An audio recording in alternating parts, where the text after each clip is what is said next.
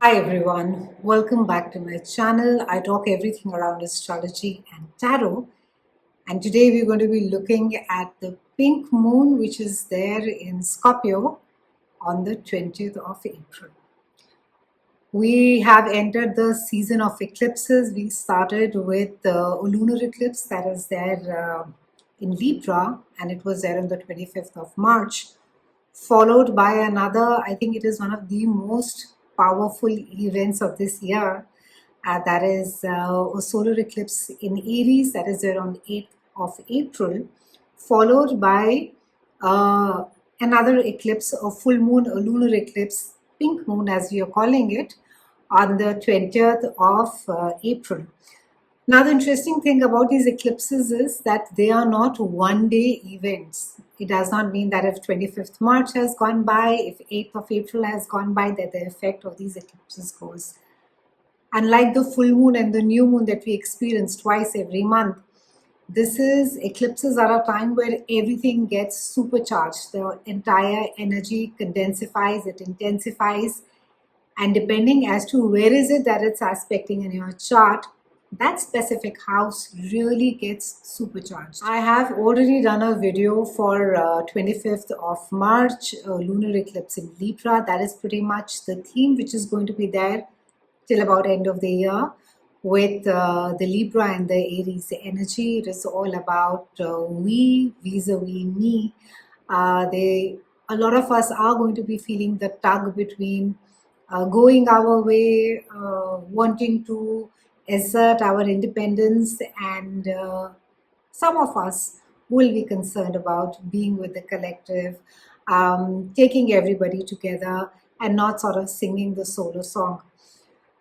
It's also a time, especially the solar eclipse that happened in Aries. Now, first of all, solar eclipses are easier because they are starting something new. And also, we have the nodes, the north node and the south node, which are aspecting the solar eclipse and the lunar eclipse this time. So, the north node is towards Aries because it's very close to the moon. And this is the time which is all about starting something. It's about our future plans, future endeavors, our growth.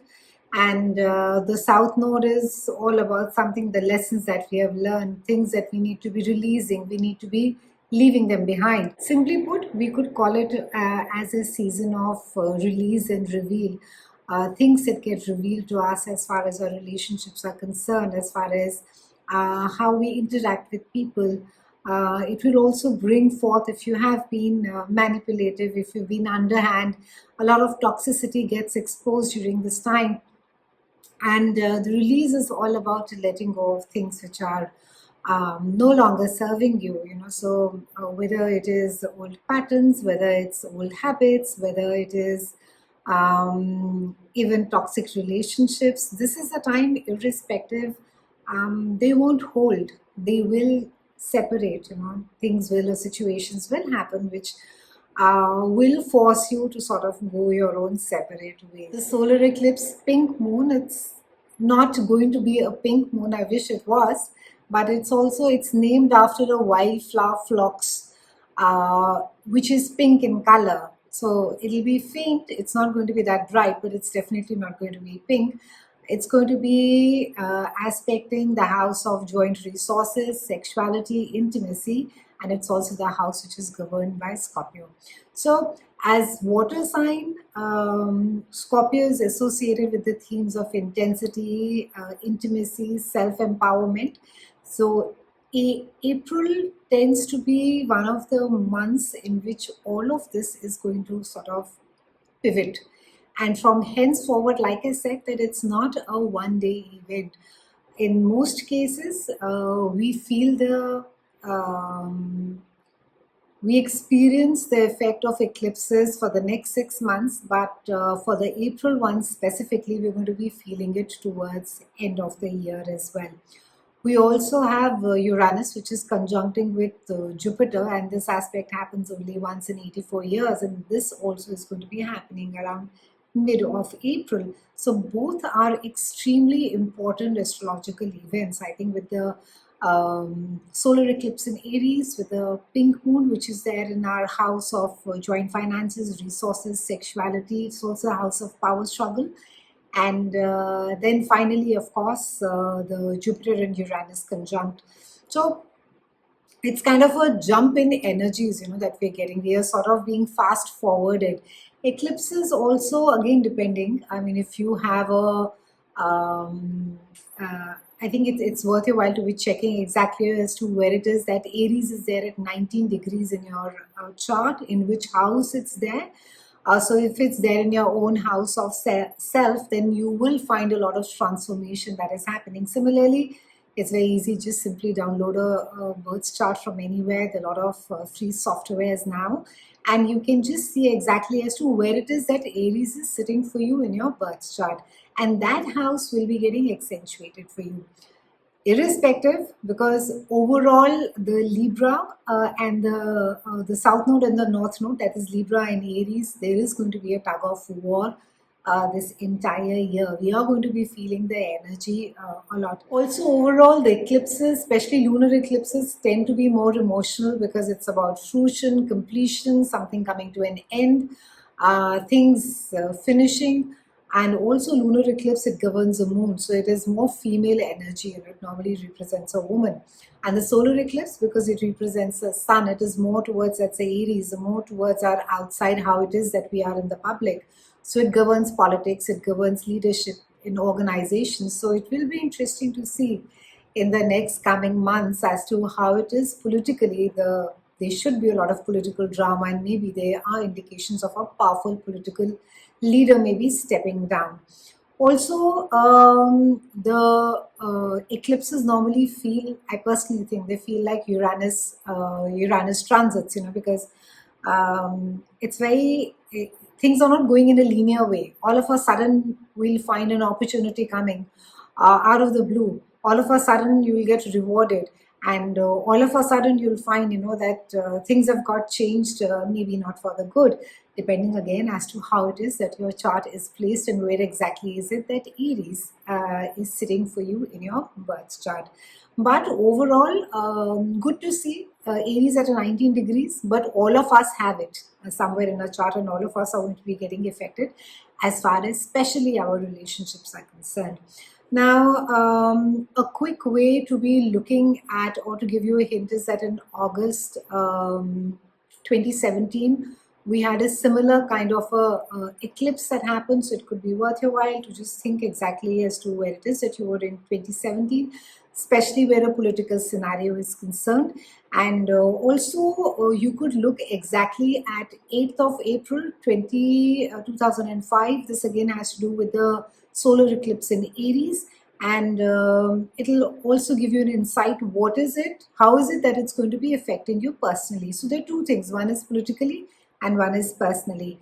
So the April full moon that is there, the pink moon that is there, it's one of the most anticipated celestial events of the year, and for good reason as well, because it promises to deliver a big dose of transformation, spiritual growth, and also sensual pleasure, because it is there in the house of Scorpio, which is, again, I said, it's a eighth house, the house which governs our shared resources. So your partner's income could get affected during this time.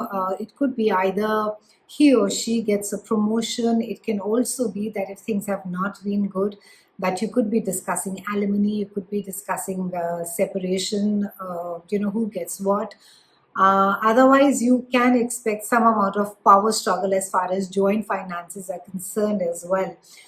Pink moon really is a time to be shedding old skin, and it's a time to emerge as a more empowered, a more transformed version of yourself. So just remember the two keywords this month that are released and revealed. What is it that you want to tell, and how it is that you want to express yourself, and what is it that will sort of get revealed to you. Also, like I said, this month is really a time when you have secret enemies, when you have frenemies, people who sort of pose are very nice on your face, but they are the ones who are constantly literally going friend to friend, and they're gossiping about you, they're spreading things about you, or they're generally being malicious. This is the time that will get revealed. It will really come up on the surface. There will be more clarity. You really don't have to do much. But because it's there in this house of transformation, which is the house of Scorpio, which is a fixed water sign, it's going to be linked on themes of transformation, intensity, and also it has there are chances of bringing up powerful emotions on the surface as well. So fabulous time to be shedding your old skin, fabulous time to be letting go of stuff which does not work, toxic friendships, toxic people, toxic work scenarios. Just let them go. It is just release it. Do not have any fear that you will be alone. Just let it go. Make space for nurturing friendships, make space for people who are your cheerleaders, who are your vibe, who support you. Do not hesitate to have strong boundaries, even if it means that you have to be by yourself. Stay fearless this month, because you are pretty much setting your the tone for the rest of the year right now. So don't allow people to sort of cross their boundaries or cross your boundaries for you. And pink color of the moon also symbolizes compassion. It symbolizes kindness, emotional healing. So fabulous time to be kind to yourself. Fabulous time to be taking care of the child inside. Be nurturing of yourself. Maybe just go and check yourself in the spa couple of times this month, and just take, eat well, eat clean, eat healthy, think well. Even if someone has sort of harmed you, or even if you're hearing that gossipy chatter around you, just keep yourself clean, keep your mind and your heart. That is where that it will resonate. Keep it absolutely clean and clear. And fabulous time to be letting go of old patterns, especially where money is concerned. So thoughts like, I can't earn more money, I cannot create much money, it's very hard to generate money for me, all of these can be rewired. So fabulous time to be changing your narrative as to how it is that you talk to yourself when you're alone, or even when you're with close friends. Do you say this often, that money is very hard to come by? Or is there a constant complaint, I would say, along with a complaint and almost paranoia of wanting to control things, especially financially, is there. So try and be more cognizant of your own subconscious narrative that is running at the background. And beautiful time for personal growth, for spiritual development. Let the universe support you. If you've been thinking of doing meditation, it's really no rocket science. Just try and sit for 5 minutes by yourself and just watch your breath. Just watch your breath come out and go out and come in. That's as simple as that. And there are a lot of apps now. You have Headspace, that is there. You can easily use it, and just take those 10 minutes. Just sit by yourself in the morning before you do anything, and just nurture your soul. I think that is really what is in need of the hour. Also, for a lot of us, because this pink moon is again there in the water sign, it will bring about our intuition, our own psychic abilities only. We will have our stronger, that instinct will be stronger, our gut feeling will be stronger. We will be absorbing more. If you you'll be able to sense around you, whether people like you, they want you to be there, or you're nurtured. They won't even have to say anything, neither will you just sense that, when people are hostile, or people are sort of not being nice, or they are trying to rile you, poke you to get an reaction out of you. You will be able to sense all of this, and your instincts and your psychic abilities, or even I would say your gut, is going to be very, very sound this month. So listen to it, lean into it, and try to sort of calm that side of the mind which says, oh, all of this is such nonsense, and it is such woo woo, let's not pay too much of attention to it. And the Uranus, which is conjuncting with Jupiter. I will try and do a separate video about that, but it is basically a time where Uranus, of course, is all about innovation, transformation, and Jupiter is all about expansion and what really happens when these two get along. But overall, eclipse season people, we've cleared a lunar eclipse in Libra, a solar eclipse on 8th. We have a Mercury retrograde that's happening. We have a Uranus and Jupiter conjunct that is happening. We also have Chiron, which is conjuncting with during the eclipses, which is about it's a wounded healer. It's an asteroid, and then of course we have the full pink moon, which is going to be there in a water sign. So a lot of drama. I think we can. I don't think so that after 2024 is done that we're going to be the same people. The way that we view friendships, the way that we view relationships, the way that we have interactions, the our own sense of ourselves, the way we say that I really love this when people tell me, but I stay really clear of politics and I really don't say much when others are dissecting somebody. But the thing is that you are also not standing up and making your point of view clear. You are still keeping quiet in order to be a part of a certain structure, which is fine. So it's a time where a lot of things are going to get revealed to us and a lot of opportunity for transformation. It's been a pleasure speaking with you. A quick reminder, I'm not going to be doing the monthly astrological videos anymore. I will only be doing specials. If there is something specific that you want me to talk about, do write in the comments below. I'd love to hear from you. Thank you so much for watching. Bye for now.